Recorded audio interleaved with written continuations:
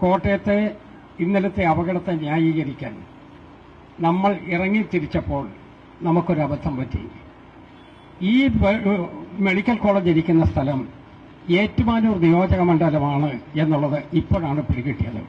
അതുകൊണ്ട് ദയവായി സ്ഥലത്തെ MLA ഇനി മേലിൽ നിങ്ങൾ പറഞ്ഞു പോകരുത് എന്ന് പറഞ്ഞ വാട്സപ്പ് മെസ്സേജാണ് ഇവിടെ ഉള്ളത്. ഞാൻ ചോദിച്ചു, ഇതിനേക്കാൾ കൂടുതൽ പരിഹാസമായി ഒരു പാർട്ടിക്ക് എത്താൻ കഴിയുമ്പോൾ ആ പാർട്ടി ആദ്യം ഒരു കള്ളക്കഥ ഉണ്ടാക്കാൻ നോക്കി. ആ കള്ളക്കഥ നടക്കാതെ വന്നപ്പോൾ വേറെ രൂപത്തിലായി. 2013 മുതൽ ഞങ്ങൾ ഇതിന്റെ ദൗർബല്യം കണ്ടുകൊണ്ടേയിരിക്കുകയായിരുന്നു എന്ന് പറഞ്ഞു. അവിടെ ആളുകളെ അഡ്മിറ്റ് ചെയ്യാറില്ലായിരുന്നു എന്ന് പറഞ്ഞു. എന്നിട്ടോ ആ കെട്ടിടം ഇടിഞ്ഞ് വീട് കഴിഞ്ഞപ്പോൾ അവിടെ ഇനി ഒരു കുഴപ്പമില്ല, 3 പേരെ കിട്ടിയിട്ടുണ്ട്, അതോടുകൂടി എല്ലാം തീർന്നു എന്ന് പറഞ്ഞു. ഇവർ ഈ പ്രഖ്യാപനം നടത്തുന്നതും ബിന്ദുവിന്റെ ദേഹത്ത് നിന്ന് മണ്ണിന്റെ മേലിൽ ചവിട്ടിക്കൊണ്ടാണ്. അതിന്റെ അടിയിൽ ഒരു പാവപ്പെട്ട സ്ത്രീ ശ്വാസം മുട്ടി മരിച്ചു. അതിനെ രക്ഷിക്കുന്നതിന് വേണ്ടിയുള്ള നടപടിയില്ല.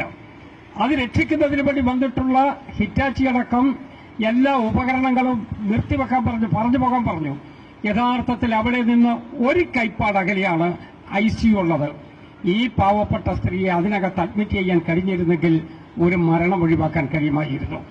ആ മരണത്തെക്കുറിച്ച് തിരക്കുന്നതിന് വേണ്ടി 2 മന്ത്രിമാർ നരിച്ചീറ് പോലെ ഇവിടെ ഓടിയെത്തി. അതിന്റെ പിന്നാലെ മുഖ്യമന്ത്രി വന്നു. പക്ഷേ ആ കുടുംബത്തിന്റെ ദുഃഖസ്ഥിതിയെക്കുറിച്ച് അവർ ആലോചിച്ചിട്ടുണ്ടോ? ഡിസാസ്റ്റർ മാനേജ്മെന്റ് ഫണ്ട് കൈകാര്യം ചെയ്യുന്ന 10,000 കോടി രൂപ കൈവശമിരിക്കുന്ന കേരളത്തിന്റെ മുഖ്യമന്ത്രി 15 രൂപ ആ പാവപ്പെട്ടവർക്ക് കോമ്പൻസേഷൻ കൊടുക്കുന്നതിന് വേണ്ടി ഒരു പ്രഖ്യാപനം പോലും നടത്തിയില്ല. അദ്ദേഹം വന്നു, കണ്ടു, സ്ഥലം വിട്ടു, മറ്റൊരു നടപടിയും എടുത്തില്ല. അദ്ദേഹത്തിന് തന്നെ ബോധ്യപ്പെട്ടിട്ടുണ്ട്. ഇവിടെ നടന്നിട്ടുള്ള പ്രവർത്തനത്തെക്കുറിച്ച് അദ്ദേഹത്തിന് നന്നായി ബോധ്യപ്പെട്ടിട്ടുണ്ടാകും. അതുകൊണ്ടാണ് ഇവരെ ഡിഫെൻഡ് ചെയ്യുവാനോ ഇവർ ചെയ്തത് ശരിയാണെന്ന് വാദിക്കുന്നതിന് വേണ്ടി നിൽക്കാതെ വന്നത്. അവസാനം 2 ആളുകളെ മുമ്പിലെത്തിച്ചു. ഒന്ന് മെഡിക്കൽ കോളേജിന്റെ സൂപ്രണ്ട്. അദ്ദേഹം പറഞ്ഞു, ഇതെല്ലാം എന്റെ വകയാണ് എന്ന് പറഞ്ഞു. ഞാൻ എന്റെ മനസ്സിൽ പഴയ ഒരു പഴമൊഴിയുണ്ട്. ആ പഴമൊഴി ഇവിടെ പറഞ്ഞാൽ അവർക്ക് ക്ഷീണമാണ് എന്നുള്ളത് കൊണ്ട് ഞാൻ എന്റെ നാവ് കൊണ്ട് അത് പറയുന്നില്ല.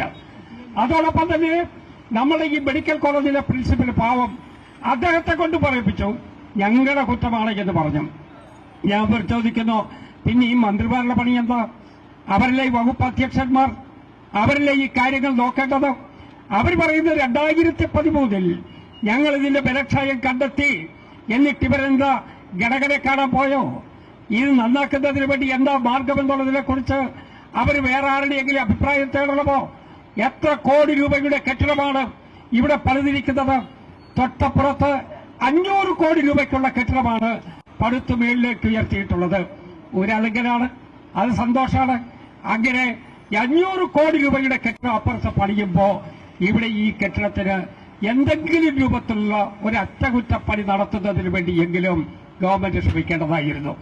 അകത്ത് കിടന്ന ആളുകളെ മാറ്റണമെന്ന് ഞങ്ങൾ എല്ലാവരും ആവശ്യപ്പെട്ടു. യഥാർത്ഥത്തിൽ ഈ കെട്ടിടത്തിന്റെ ശോച്യാവസ്ഥ കൂടി കണ്ടുകൊണ്ടാണ് ജില്ലാ കോൺഗ്രസ് കമ്മിറ്റിയുടെ ആഭിമുഖ്യത്തിൽ ഇതേ ഗ്രൌണ്ടിന്റെ മുമ്പിൽ നമ്മളെല്ലാവരും ഒരുമിച്ച് വന്ന് ഇത് തെറ്റാണ് എന്ന് ആവർത്തിച്ചു പറഞ്ഞു. എന്നിട്ട് അവർക്ക് ഒന്നും ചെയ്യാൻ കഴിഞ്ഞില്ല. അവിടെ മനസാക്ഷിയോടുകൂടി പെരുമാറുന്ന ഒരാളെങ്കിലും ഉണ്ടെങ്കിൽ ഇതിനെക്കുറിച്ച് ആലോചിക്കുമായിരുന്നില്ലേ? അവർ നമ്മളെ കുറ്റപ്പെടുത്താനാണ് നോക്കുന്നത്. 2012-ലും 2013-ലും സമ്മതിച്ച് 2012-ലും 2013-ലും. പക്ഷേ 12 കൊല്ലമായി ഒരു കേടുമില്ലാതെ വന്നല്ലോ. ഈ ഗവൺമെന്റ് വന്ന സമയത്തല്ലേ ഈ കുഴപ്പമില്ല ഉണ്ടാകുന്നത്? മാറ്റില്ല എന്ന് പറഞ്ഞു, രോഗികളെ മാറ്റില്ല എന്ന് പറഞ്ഞു. ഞങ്ങൾ ഒരുമിച്ച് പോയി ആ വാർഡ് കണ്ടു. ആ വാർഡിൽ രോഗികളെ മാറ്റണമെന്ന് ഞങ്ങൾ ഡിസ്ചാർജ് ചെയ്യാനാണ് വരേണ്ടത്. അവർക്ക് മാറ്റി ചികിത്സ കൊടുക്കണമെന്ന് ഞങ്ങൾ അഭ്യർത്ഥിച്ചു. അവസാനം എന്തുണ്ടായി? ഒരു പാവപ്പെട്ട രോഗി, എല്ലാവർക്കും അറിയാം, അദ്ദേഹത്തിന് സെഡേഷൻ കൊടുത്തു, ടേബിളിൽ കിടത്തു, ഓപ്പറേറ്റ് ചെയ്യാൻ ശ്രമിച്ചു, കത്തിവെച്ച് കീറി കഴിഞ്ഞപ്പോഴാണ് ഡോക്ടർക്ക് ഉത്തരവ് വരുന്നത്, ഇനി ഇവിടെ ഒന്നും ചെയ്യേണ്ടെന്ന്. ഡോക്ടർ എന്ത് പറഞ്ഞു? എല്ലാം പൊതിഞ്ഞു കെട്ടി തിരുവനന്തപുരം മെഡിക്കൽ കോളേജിലേക്ക് കൊണ്ടുപോക്കാൻ പറഞ്ഞു. ഇത് കേട്ട വീട്ടമ്മ ബോധം കെട്ട് വീണു. അവരെന്ത് ചെയ്യാൻ പറ്റും? അവർ ഞങ്ങളുടെ അടുത്ത് വന്ന് ആവലാതി പറഞ്ഞു. അങ്ങനെ ഞങ്ങളെല്ലാവരും, ശ്രീ സുരേഷ് അടക്കം ഇവിടെ നിൽക്കുന്ന മുഴുവൻ ആളുകളും ഒരുമിച്ച് നിന്ന്, നമ്മുടെ സലിമടക്കം, ശ്രീ ടോമിയടക്കം ഇവിടെ നമ്മുടെ ഫിലിപ്പ് ജോസഫ് അടക്കം എല്ലാവരും ഒരുമിച്ച് ഇത് സാധ്യമല്ല എന്ന് പറഞ്ഞു.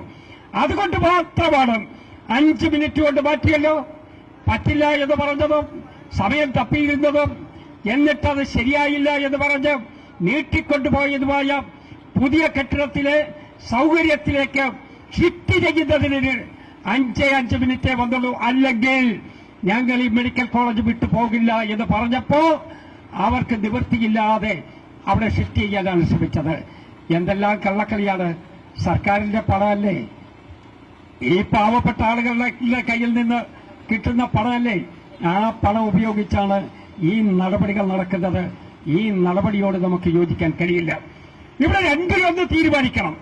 ഇവിടെ ഒരു കഴിവുമില്ലാതെ ചിരിക്കുകയും സന്തോഷിച്ച് നടക്കുകയും ഏതാണ്ട് ചിരിക്കുടുക്ക നടക്കുന്നത് പോലെ മെഡിക്കൽ കോളേജുകളിൽ നടക്കുകയും ചെയ്യുന്ന ആളിനെ കൊണ്ടൊന്നും ഈ മെഡിക്കൽ കോളേജ് നേരെയാകാൻ പോകുന്നില്ല. അപ്പൊ മെഡിക്കൽ കോളേജ് നേരെയാകണമെന്ന് വിളിക്കൽ നമ്മുടെ ശ്രീ രാഹുൽ മാങ്കൂട്ടം വരുന്നുണ്ട്. മെഡിക്കൽ കോളേജ് നേരെയാകണമെങ്കിൽ അതിനുള്ള നടപടി എടുത്തല്ലേ മതിയാകൂ. ആ നടപടി എടുക്കുന്നതിന് ഗവൺമെന്റ് ശ്രമിക്കട്ടെ. എന്താണ് നിങ്ങൾക്ക് തടസ്സം? ഞങ്ങളാണോ തടസ്സം? ഞാൻ ഒരു വാക്ക് പറയുന്നു, ഞങ്ങൾ നിങ്ങൾക്ക് എല്ലാ വിധത്തിലുള്ള സന്തോഷവും തരും, അത് നിങ്ങൾക്ക് ആവശ്യമായ സപ്പോർട്ട് തരും. പക്ഷെ നിങ്ങൾ രോഗികളെ ചികിത്സിക്കണം. ഇവിടെയുള്ള നിങ്ങൾക്കറിയാം, ഇവിടെയുള്ള പിൻവാതിൽ നിയമനം ശ്രീ രാഹുൽ കേൾക്കുന്നതാണ്.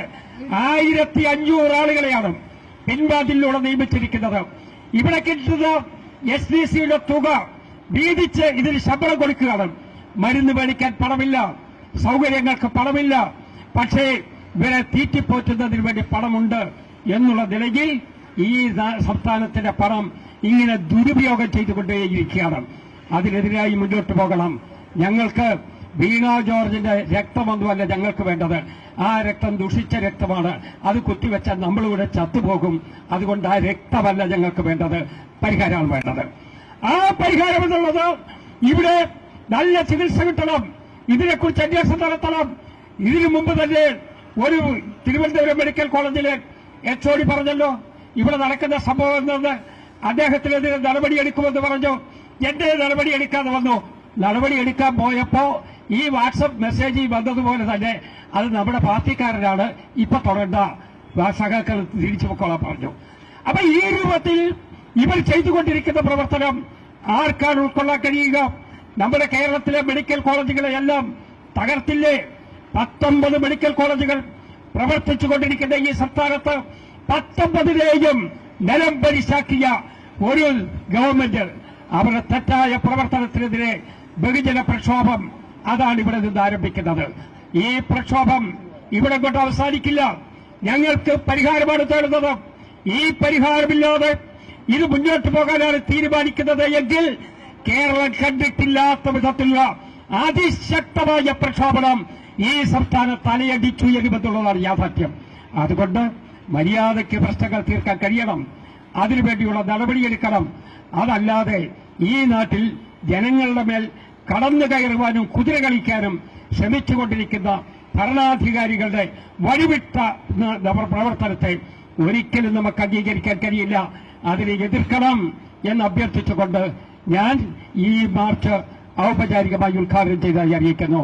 നമസ്കാരം.